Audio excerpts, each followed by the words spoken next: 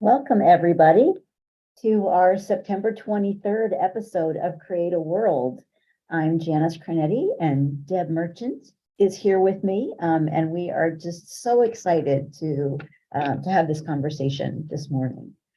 I just wanted to start by talking a little bit about some of the principles that guide the conversations that we're going to be having and that we've been having. So we have some principles, some tenets that are really important to how we operate and create a world, how we operate with each other, and the work that we're each doing in the world. And so those are that everything operates on behalf of everything else.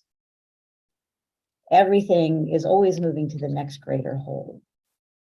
Everything is part of everything else. Everything has a place. Everything operates on behalf of life and has us exist as whole, and everything is in relationship with everything else.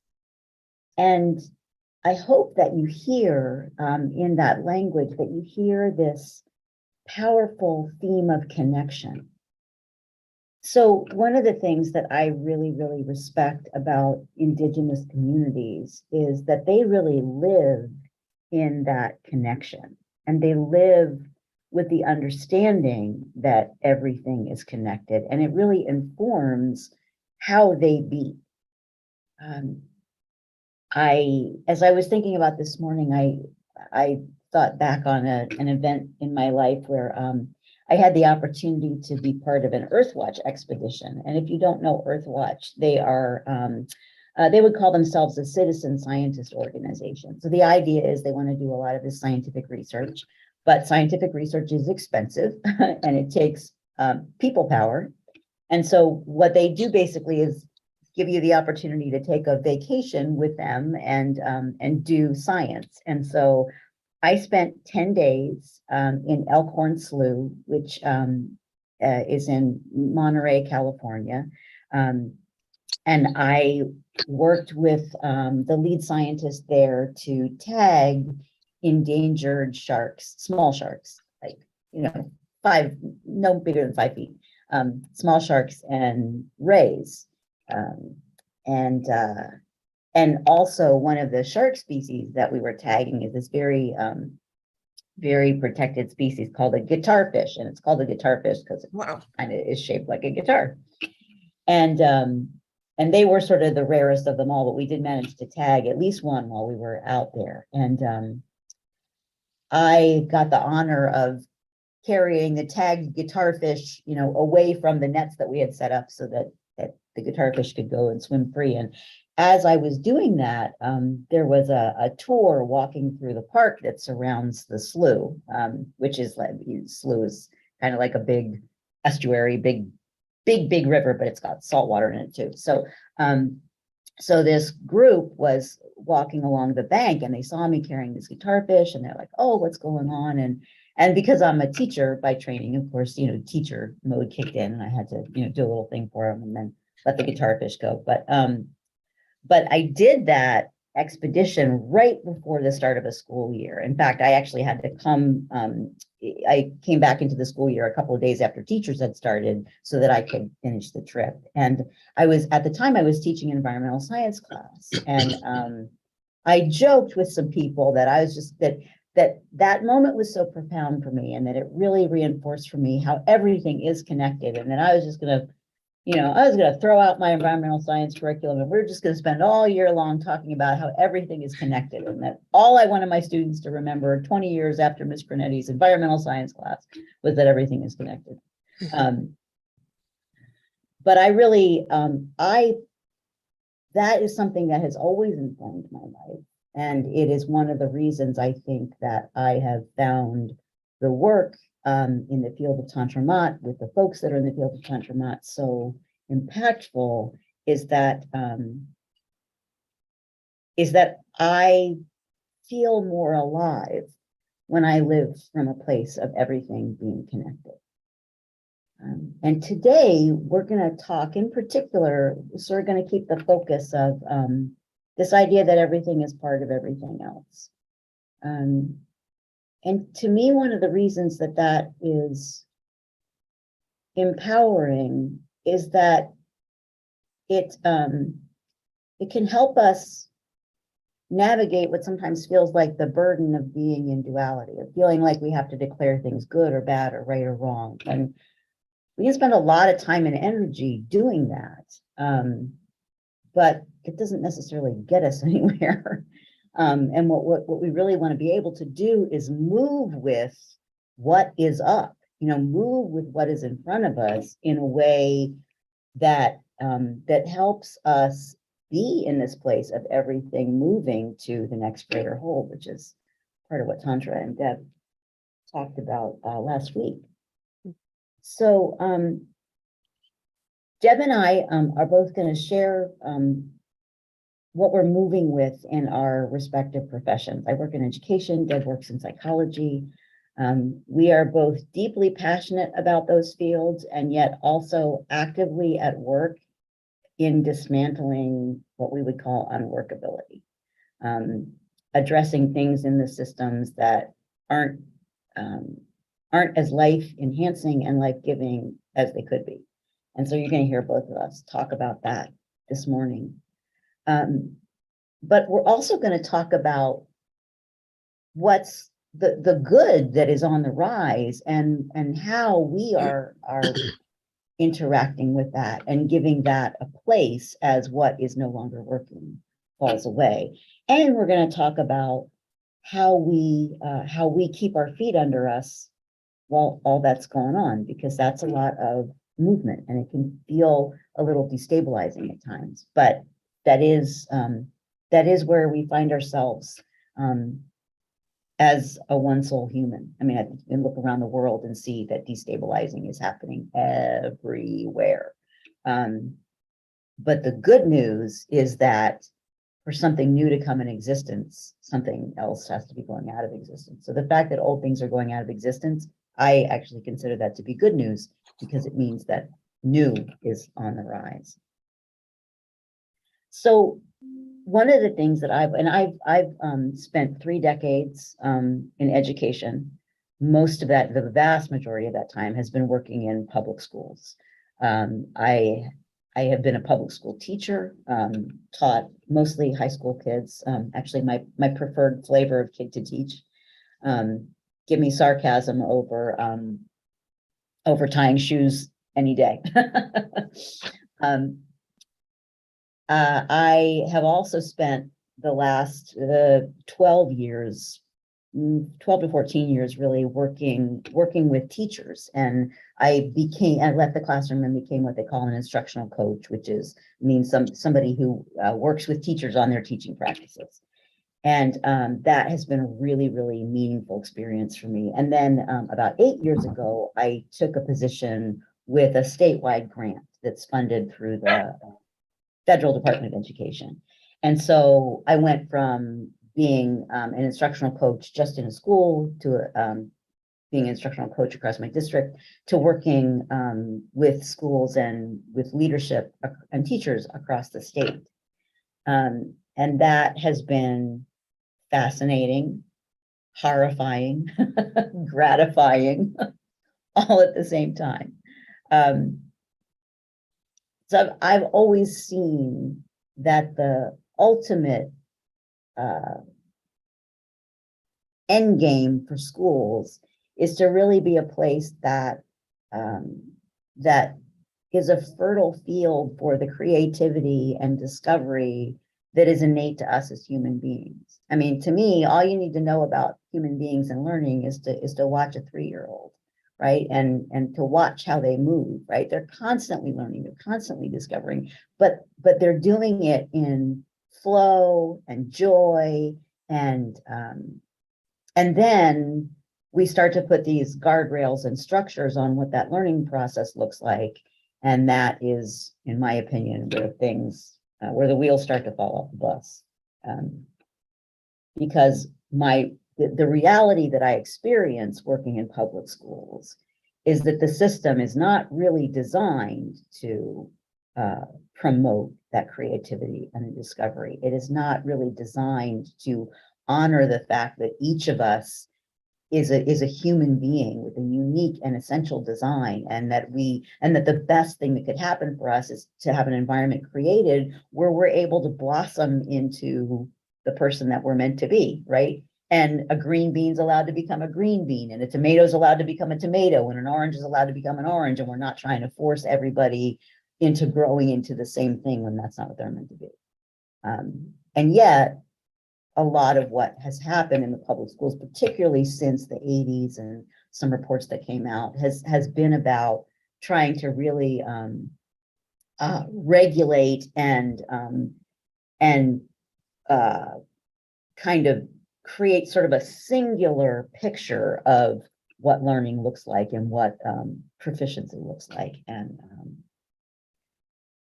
and during COVID, it definitely was a, pulling back the curtain from the Wizard of Oz moment. We got to see everything that wasn't working. It was just like this giant spotlight was shown on that. And I'm sure Deb will address that as well.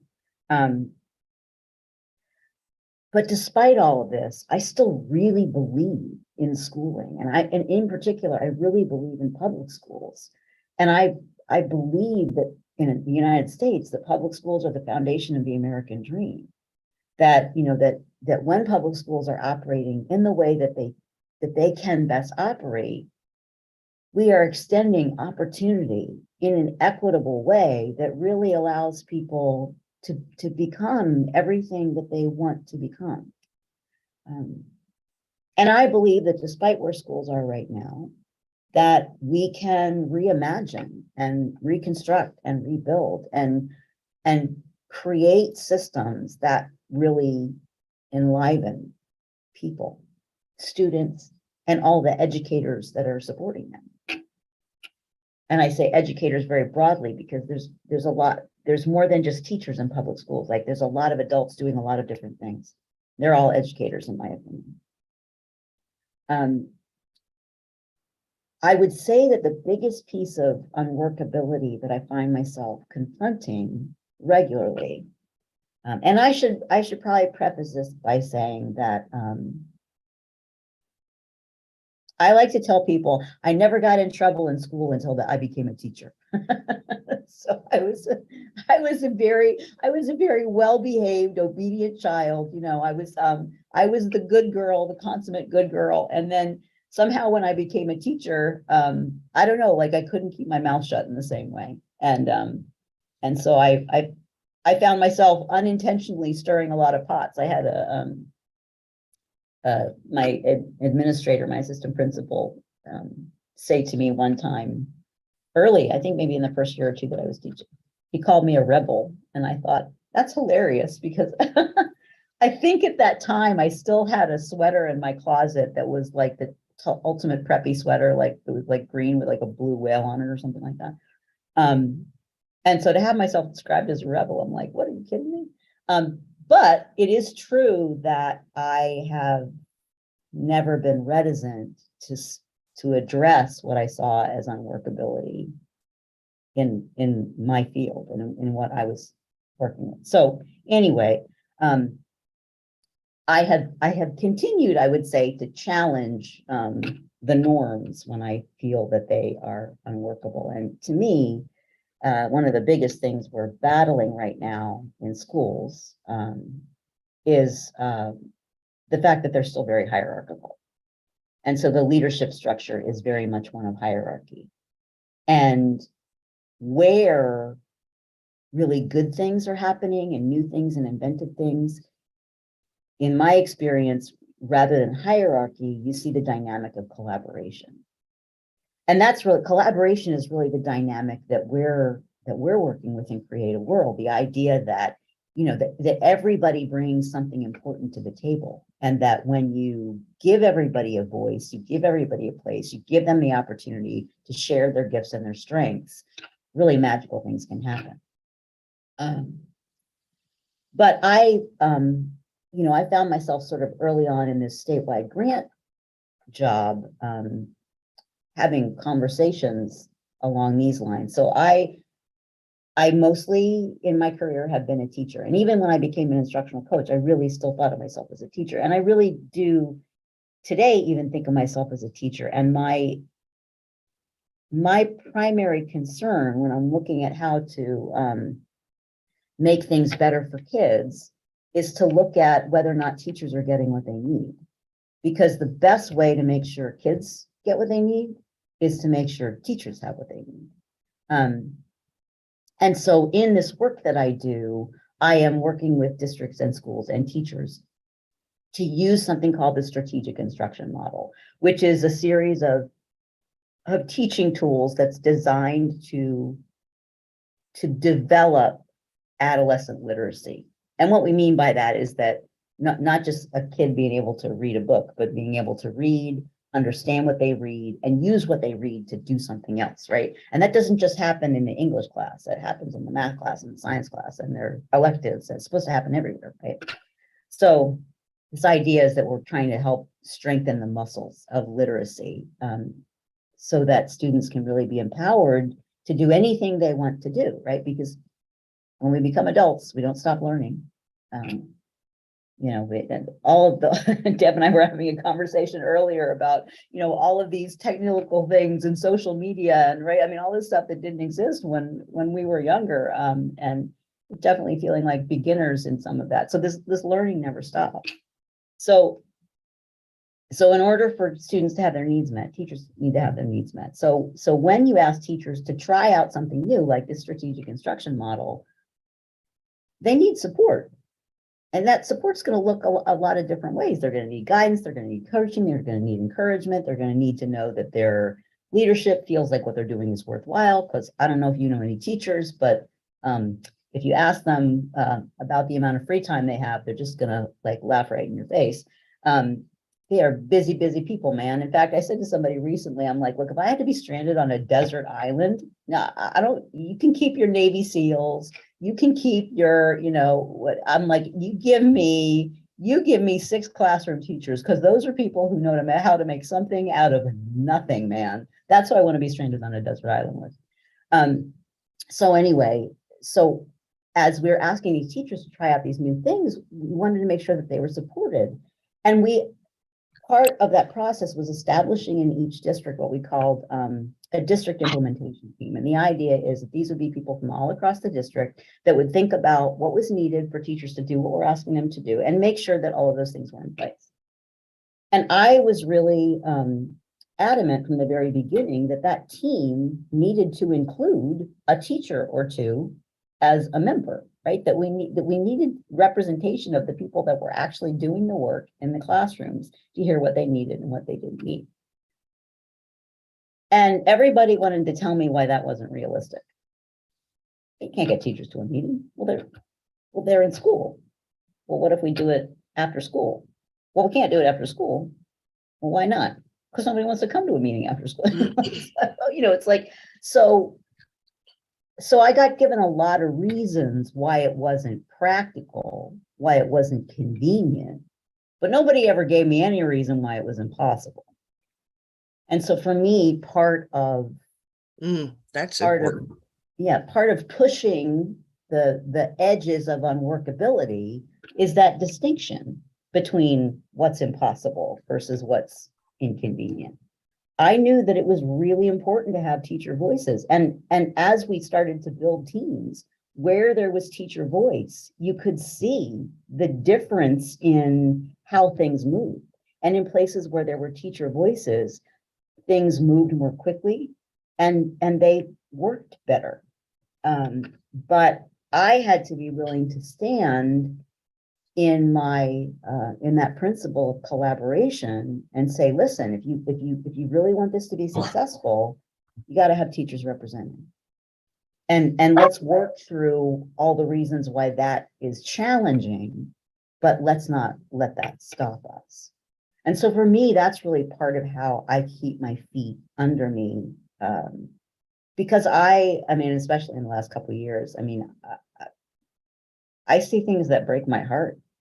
The best teachers I know are telling their children, like their personal children, not to become teachers.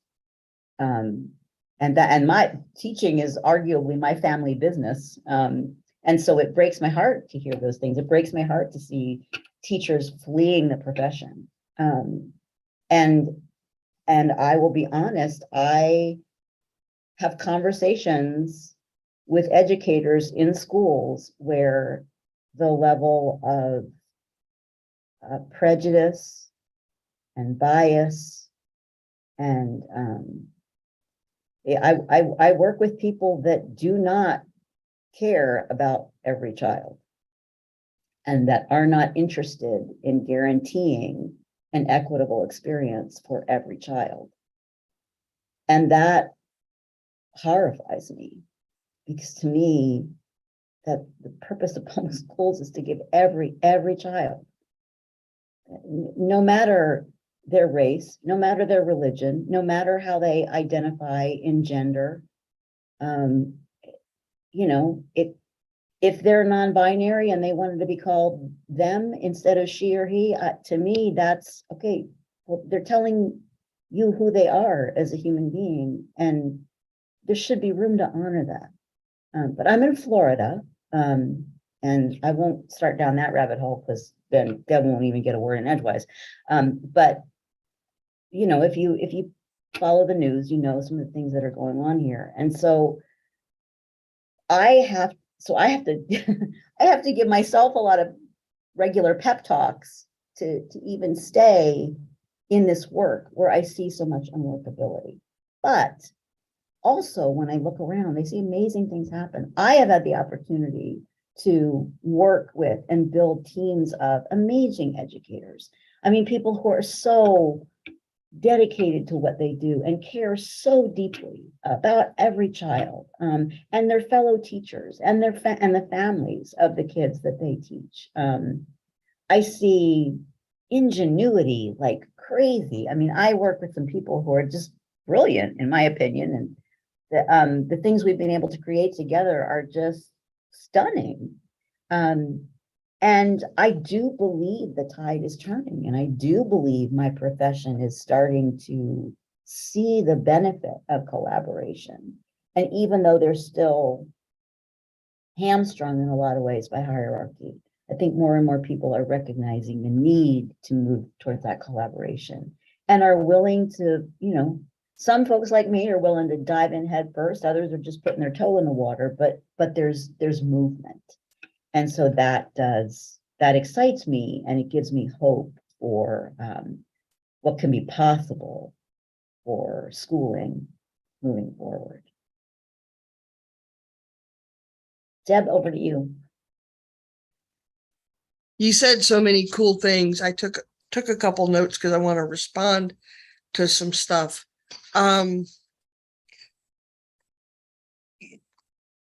Let's see, where do I want to start? So first off, in the field of psychology, there's a lot that's shifting as well towards, I wouldn't say towards the idea that everything's connected yet, but beginning to be that way, that everything influences everything else.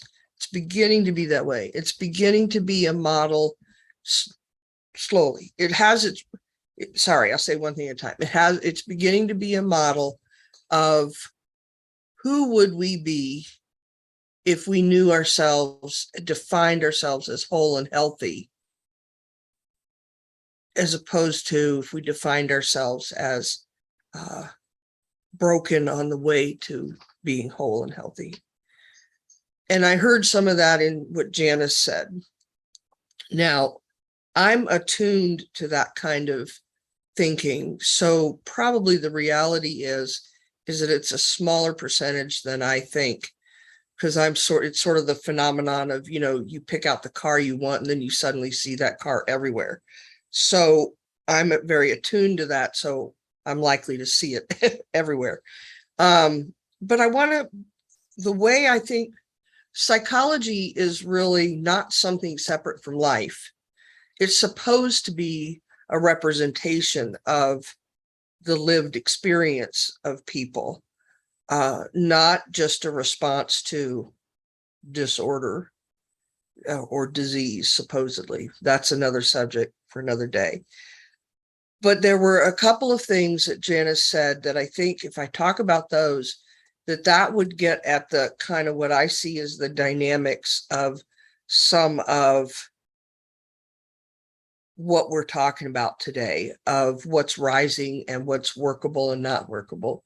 Because if we're going to operate from the place of there's a place for everything, then that means there's a place for unworkability. I do not have all that sorted out in my mind, much less my being. But I'm exploring it. So I want to start with duality. When she spoke about duality, we do live on a planet that seems to be, as far as I can tell, governed by duality. Light, day, whatever. We've made constructs like good, bad. And I think the problem is when it's polarized. Not the duality is just a fact. The polarization is the problem. So we're both in fields where there's a bit of a skew. The structure of education, as she's talking about, doesn't allow for certain expressions outside of the model that's been adhered to. For what? I don't know. Public education started, 150 years ago? And I've read that public education started as a tool, actually, to prepare people for participating in the Industrial Revolution. So there needed to be the automaticity of learning and functioning, behaving. This is how you learn. This is just like a machine, just like a factory. And then it was designed to reproduce that in factories and support American economics. Now, I happen to perceive that according to, when things start really breaking down, then change is in the wind. I didn't always be that way or think that way. I was very much a change is bad. I like it the way it's been kind of person. Change is messy, change is disruptive. I have to think and pay attention to what I'm doing and being. Let me just go do things, one step at a time and get it done. But that was quite a while ago, and I'm not that way anymore at all. So the increased polarization, to me, is an indication of the health that's trying to rise. That's what it means to me. Now, what was it? This one, I really liked what you said, Janice. You said you were talking about the people, the literacy being encouraged and improved. And you said it has to be, I heard you say it has to be relevant. So that's another thing that I'm experiencing. People need systems and operational states that includes all the warm fuzzies, like loving each other and art and creativity and everything. So I'm not being too rigid in when I say operational state, but they need things to be relevant and empowering. That's part of how we're wired as human beings, as far as I'm concerned. As far as I can tell, as far as I can read, anything I've ever read in the field of psychology, that kernel is underneath everything, regardless of what gets put on top of it. So literacy is shifting from just learn your ABCs and be able to repeat back to me. Sorry, Janice, if that's too simplistic, and any teacher out there, if that's too simplistic or reduced of a characterization. Hopefully not. But sometimes I experience that in school, and sometimes even doing my dissertation, I experience the pressure of just get it done. Why can't you get it done like this in this time frame? See, all your classmates did it like this. And I kept saying, but I'm trying to put words to something that I haven't found yet. You told me to do a dissertation that was relevant and brought something new to the field. Well, that means creative, and that means not yet said. So I can't fit in the, and it took me longer than probably was preferred by, some people, but there you have it, because the relevancy and the empowerment came from being flexible, or needing the system to be flexible for me. That's part of what's beginning to shift in psychology, by community mental health becoming an important expression, or important way that mental health issues can be addressed. It's a delivery system, community mental health. And there's some ways it's getting rigid and operationalized, and there's some ways that it's very flexible to meet the needs of people who could be marginalized. So that's an important distinction in to keep ourselves from even polarizing workable and not workable. To me, it's more important to be looking at, what does that mean? I got introduced by Janice, sent this to me, and so did somebody else, this wonderful podcast that I really encourage people to listen to. The podcast is called Finding Our Way. And on September 12th, there was one called Feeling Whole. I think that was the name of that episode. And it was featuring Sonia Renee Taylor. Now, this spoke to the rising unworkability beautifully, just so elegantly and with such strength, and without making anything wrong, which was beautiful. So the quote I wrote is, it's not about having answers. It's about, will you risk that awkwardness, mess, and which I think is an expression of love, to respond to making changes you see or sense to make. So that was the moving meta point, the place where workability and unworkability could come together. Can you stand not having the answers in the beginning? Can you risk the awkwardness and the mess that is actually an expression of love, to respond to making changes you see or sense to make? That was a sort of a quote that I jotted down. And that another thing that I wrote from that podcast was, the speaker said she's experiencing herself. She said, it almost seems like a loop. And I've heard a lot of people say that. Here we are again. Same problem, same this, same that. And like Janice said, COVID, the shelter in place, really activated something. It really made evident a lot of the, what should I call them, Janice? Breakdowns in a lot of systems that we'd all been going along in what we were calling normal.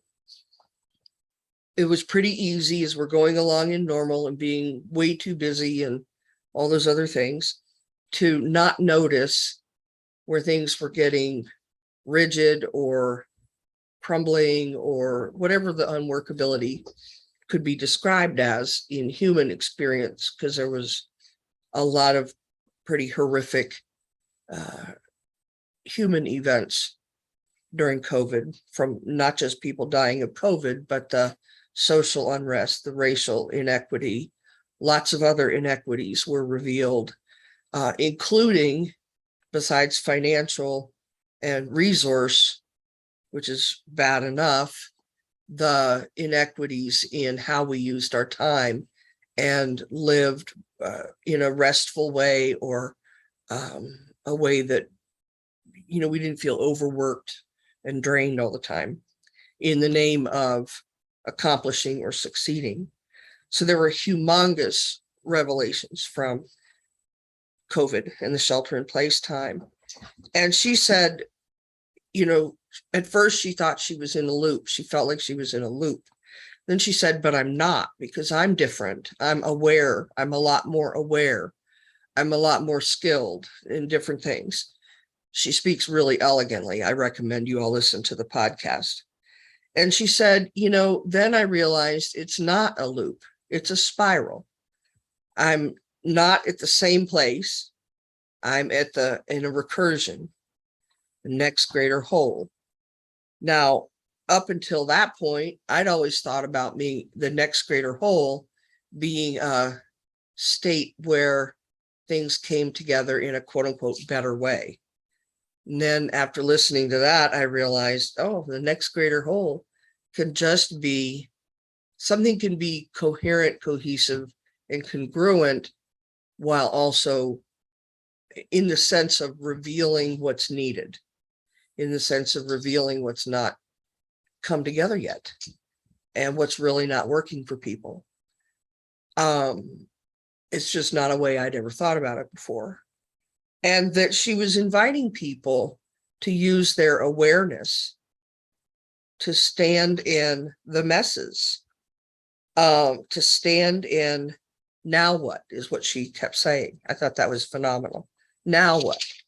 And standing in the question, now what, often led people to even tiny changes that they could make.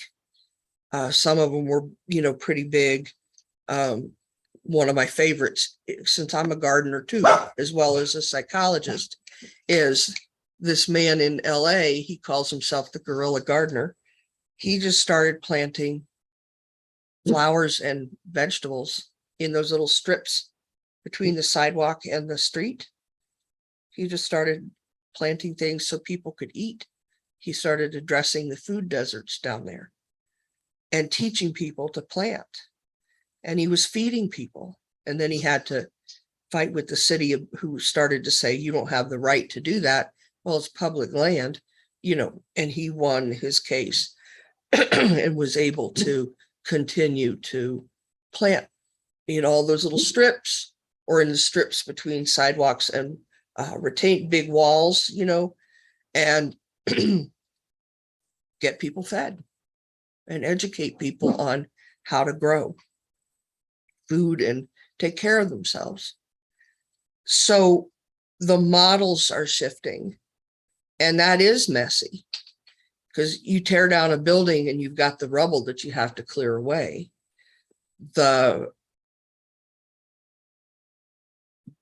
In my mind, one of the biggest shifts is to tear down a building and take away the rubble and consider it just rubble. That's going to be really hard to do on a lot of areas of life that are so personal, so full of lack of equity in so many domains. And I'm really interested in how the world of psychology is going to be responding to that kind of phenomenon. You can't just say, oh, you're depressed, oh, you're anxious, or slap a diagnosis on something like that. How do you be with, because even in the recognition of the systems are just starting to crumble. And in many ways, it doesn't look like it, because there's still so much intense opposition to bringing down of strongholds, as it were, to bringing down the systems that keep people in a less alive place. But the pressure for, we want aliveness, we're gonna have the fullness, it's gonna win. Life will always find a way. That's That is my perception. But the psychological or the field of psychology response to that has to expand into that same messiness. It can't be neat and tidy. We give you a diagnosis. We do treatment like this. It's going to be a lot of mess, including, which this is something I've known a lot of psychologists to do. When a death occurs for a client, sometimes they go to their funerals. It depends on the situation and the person, or the movement towards bringing services into the homes of certain kinds of families and clients so that barriers to service are removed. And that could sometimes include standing there washing dishes with the mom, chatting away, and you just stay conscious and aware and thinking. And so the conversation gets steered a certain way, and you've provided some valuable input, or just by listening and being human. Just by listening and being human with that mom in her busy life, working how many jobs to take care of her kids and overcome this, that, and the other, and to help meet the needs of the child or children who've been identified as the people who have issues. So there's a lot of ways that psychology is starting to move towards the humanity and the consciously applied being human together. And there's a lot more west to go on that. A lot more west to go. Another piece of forwarding workability, in my mind, is to pay attention to what is already working. And by that, I mean so much of the news is negative or whatever. Well, go find positive news. I do that to keep my courage up, and to find the amount of acts of beauty and heroism and creative thinking and insistence on exploring and expanding identity, like what Janice mentioned with the people who are saying, no, my pronoun is them. When I say exploring identity, I do not mean that like you would say to pat on the head to a 6-year-old who, oh, I'm Superman today. I'm not. I mean that in a very deep and beautiful, serious way. They are saying what identity's been called, allowed for, and defined as up to this point. I don't think that's the limits. And I'm going to respond to something I'm experiencing and push it. And the words I have in English is this. And that's valid. That's really, really valid. And that's happening in a number of ways, not just those kinds of identity markers, but I don't know how to describe the ones I see in society. They're often very subtle, and I often get called Pollyanna when I notice them, and told I'm not really seeing what I'm seeing. Well, I've been around the block long enough to know I'm seeing what I'm seeing, and I'll just wait till I have more sturdy articulation or can support those phenomenon in some way to make it more evident and more visible. Evolution can be a slow process until suddenly there's the tipping point and then boom. So then it looks quick in that minute when it goes boom, but up till then. So a lot of patience is also required. So anyhow, Janice, those are just the few of the things that came up when you were talking. Not a few, but quite a few. So I really want to give you some more time to respond back to anything I said. And what else do we need to add to talk about what do we see as rising in our respective fields, or which is turning out we're talking about what's rising in the world. That's how I see the field of psychology. It's a response to life, a facilitation of life, a facilitation of where people are reaching for. Because psychology happens out there on the street. It doesn't happen in my office.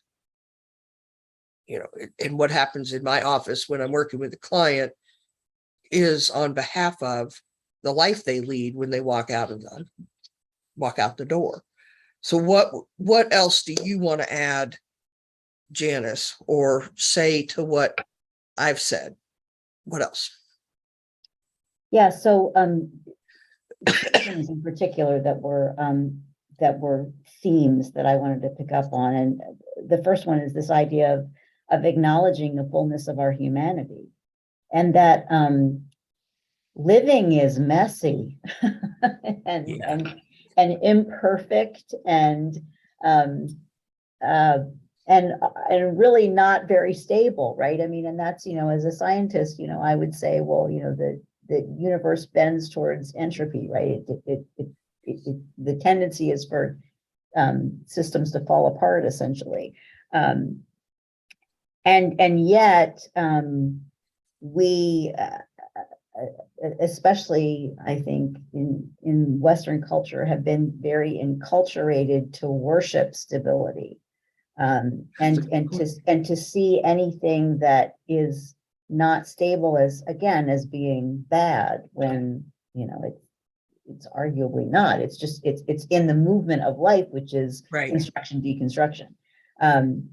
And so I really believe, hope, intend that one of the shifts that's on the ground in schools, and public schools in particular, is this recognition of educating the whole person, right? It's not, and that as I was talking to adults about the impacts of COVID in schools, I said to them, one of the things that COVID really reminded me of is that learning doesn't just happen here, right?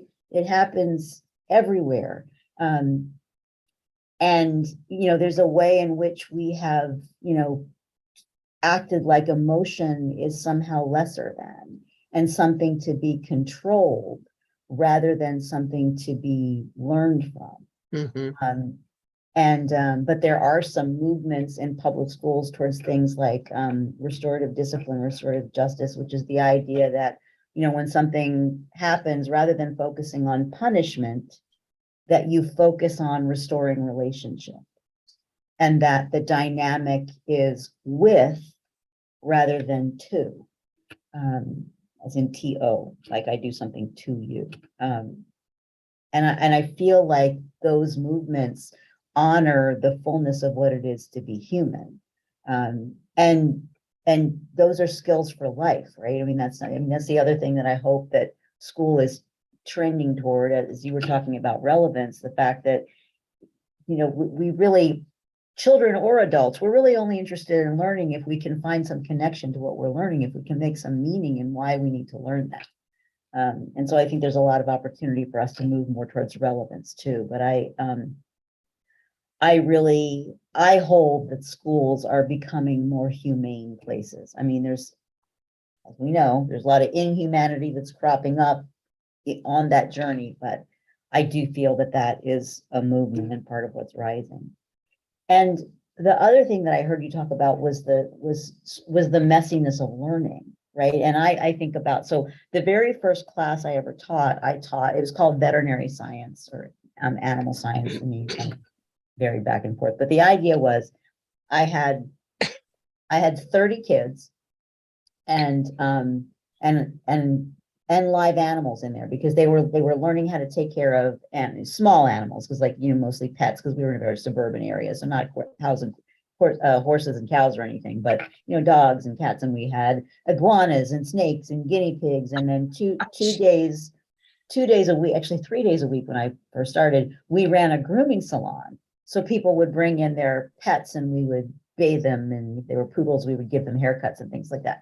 So I had 30 high school kids we had cats that lived in the classroom that just kind of roamed around. We had snakes and iguanas and guinea pigs, and then we had these people bring their dogs. And I had this woman come observe me, because when you're a teacher, you have to get observed, and when you're a young teacher, you have to get observed a lot. And she said, and we didn't, the room wasn't really big enough to accommodate all of that. So we had a big, like, formal dog tub in the back of the classroom where the big dogs got bathed. But then it was an old nursing classroom that had been converted. So up front, there was this long, skinny sink. And so any of the smaller animals, we would bathe up front in the long, skinny sink. So it was mayhem. And this person that was observing me was like, it's so chaotic. What can't you make it less chaotic? And it's like, I mean, I guess if you want me to stop the learning, I could make it less chaotic, but this is what learning looks like. I'm supposed to teach these kids how to actually bathe a cat that doesn't want to get anywhere near water, not just read a chapter in a book and write a paragraph about how to bathe a cat, but to actually bathe the cat, Yeah, I mean, that's crazy, but that was learning. And they loved my class because they actually got to do something, not just talk about doing something. And so, learning is messy, and especially when you're a beginner learner. And I think that's another thing that I think that we had to confront head on during COVID, when everything that we knew to be normal changed. Right. We all were finding ourselves in this place of not knowing, and what do I do next, and being a beginner. And some people like me that were far too reliant on other people cooking their meals were having to learn how to actually cook in the kitchen and then clean up the mess. Right. So learning is messy. Growing as a human is messy, but that doesn't mean there's anything wrong. And so I think. So then that's where the love and compassion for and with each other. For example, I'm not well suited to what you just described. So knowing my limitation would be important. And knowing that I'm going to be of use and value here, but not what you described. So knowing what we each bring to the party, or starting where we start, you know what, that always changes anyway. And I would have probably said the exact same thing as the observer in your classroom, but from the point of view of appreciating what it took you to provide that, and being really clear, that is not me, but that's okay that it's not me. And what do I do to just breathe? But then there's the relevancy of also, like, for students who have not enough food, not enough rest in it because they have a chaotic environment. I mean, I once had a client a young boy, I think he was 12, and I didn't meet with him very often. He didn't come very long and I don't remember now the whole circumstances, but that first session, he came in, sat down, we started. Before I knew it, he was sound asleep in the chair. And I just let him sleep the entire time, because he obviously was not getting enough rest because of his particular circumstances. And so I just let him sleep. That was therapy for that day. Let him sleep and feel safe and undisturbed for an hour. And the man in LA who's being the guerrilla gardener, I really admire him. And having people learn how to be able to access food, like that was one of the things that COVID shelter in place drove up, was the recognition of food deserts. And how do we address that, and and there was a lot of creative response. So I think now I'm just philosophizing, even the definition of literacy is expanding into some sort of lived phenomenon and an actionable flow. But the power of people to respond and shape and engage. And when I was listening to the podcast, what I wrote down, let's see if I, is, well, no way to practice but to practice, which you're pointing to in terms of the being in the awkwardness and the mess of changing systems, awakening responses. And let's see, what was the other one?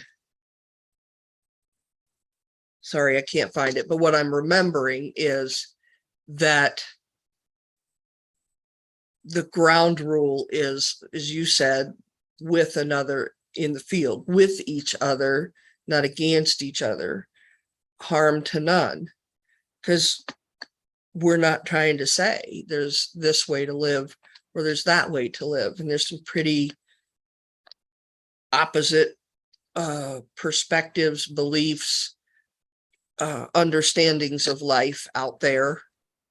And a starting place, we aren't going to get where we're going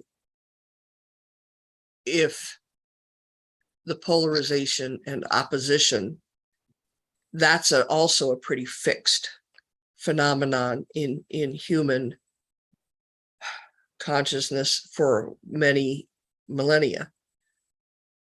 So to me, that'd be the only thing I'd be saying is the only how-to that I see is essential amongst all of us is the like for that observer to sit down and say, oh, wow, it's chaotic in here, instead of, isn't it kind of chaotic? Like it should be something different. Do you see what I'm saying? That Yeah. sort of movement with each other. And even if I don't get the other person's communication or their beliefs, or I don't align with them, I can give the respect to listen and be with and say, thank you for sharing. Do you want anything from me? Are you asking, making any requests? Can I help? Can I provide something? Okay, there's nothing for me to provide except to listen and not devalue what you've said. Not quite sure how I got off on that, but that's something that I see is a very fundamental practice that actually we really, in the places I've been privileged to work, is something that we engage with and practice a lot in our meetings towards each other, in as staff members and colleagues, and then to model that going out with our clients and model that unconditional positive regard is actually the official term for it. But it's way trickier than that polished phrase sounds out in the world.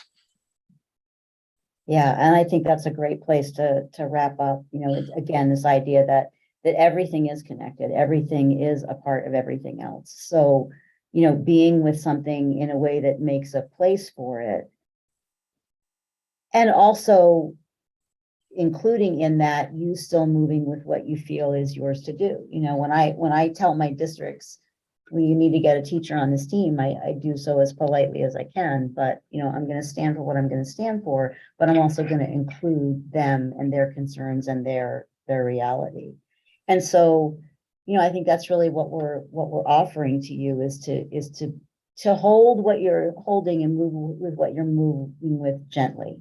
To not, you know, not put a lot of pressure on yourself that things have to look a certain way, be a certain way, sound a certain way, but to give yourself room to move what you're moving with, even when it looks a little messy. Mm-hmm. Mm-hmm. Thanks everybody so much for being here with us, and join back again next Friday to continue listeing to our Creating the conversation. world. to creating a world.